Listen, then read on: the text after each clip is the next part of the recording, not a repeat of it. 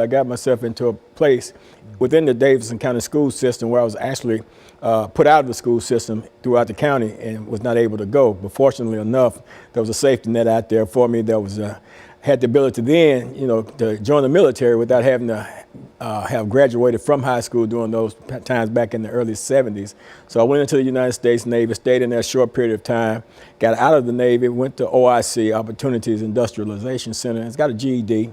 And from there, I proceeded to go to Tennessee State University. But mind you, all the time that I was going through all these processes, I had a desire to do better in life, but at the same time, I was drug addicted. But I was still trying to push through and forge my way through. And of course, my time at TSU didn't last long because of my drug addiction. Eventually, I ended up dropping out of school and the like there. Ended up incarcerated in the state prison system, spent time in the prison system, approximately 5 years of my life in the prison system, incarcerated, in and out of jails and stuff like that.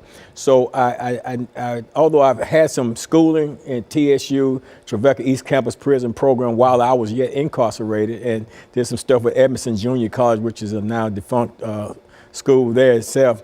But at the same time, not having a degree of in any area, particular area, but just over the years of my life, just have gained just a measure of knowledge in so many different areas, and just from a lot of personal life experiences that I find myself sitting on here in this forum with you on today. Mm-hmm. When you think, Pastor Walker, in terms of the topic today, empowering African Americans for social, economic, and political success, exactly what do you see as some of the major issues in reference to some of these areas? Well, Dr. Haney, there are a great number of issues that are major in terms of how it relates to us as a people.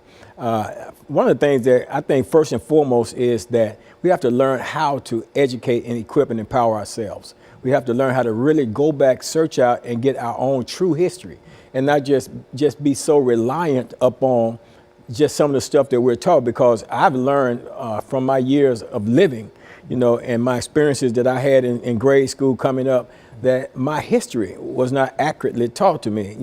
I was made to believe and understand that my history only extended to the shores of this country right here in terms of slavery. And it never went beyond the shores in terms of who I was and where I came from, and what the culture was, or the whole gamut of who I am today. It's not just found right here it didn't begin right here on the shores of the United States of America, but it transcended. Absolutely. Real sense. Absolutely. It transcended these shores and stuff. And until we go back and get an in-depth knowledge of who we are, then it's kind of hard to direct ourselves, because we've been plagued and saddled by so many different stereotypes that is keeping us from moving forward in the things that we need to move forward in.